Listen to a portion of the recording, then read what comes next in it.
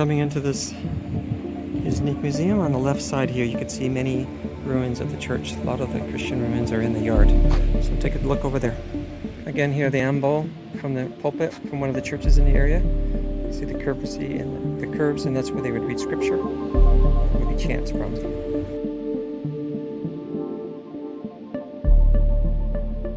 Here and you have the ambo or the pulpit. You have the cross linking the ribbon to the middle of the cross and the kind of heart of God's love, showing that, and the cross on both sides. All of this here is the acanthus leaves.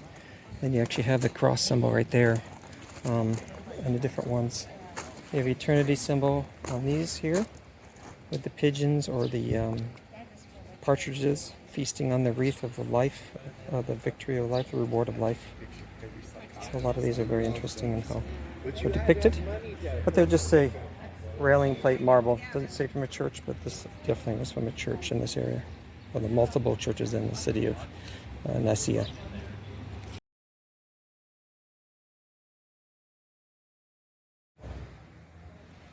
Here you again have some more entry stones across on this side, on both sides of that capital. In other words, here it's on that capital. In the back there, another one. Would be a larger one, entry stone for the cross. There's a cross there on that little one there. And even down here, I love these things. This is very much probably what a lot of the fountains look like. Every entryway on the west of the Byzantine churches had fountains, and these are possibly some that could be. You have lions and other figures. I know Hagia Sophia used to have them, but the remains of these are very difficult to find. But here you have 5 different ways to depict some of that, and so most of this is from here. It doesn't give a time period, the Eastern Roman Byzantine period it says. And some of these backside images, a lot of them of Medusa. You see some empty spaces. Some of these were parts of that are now over by the Basilica, Sunken Basilica Museum. So they're empty here, and now they're moved over there recently, which will open up very soon in 2025.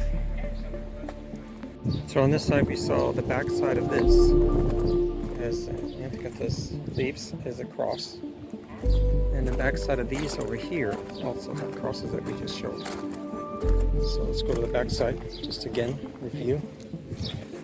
Got a symbol there, got a cross symbol there, and on the other side it looks like almost just a generic scenery scene.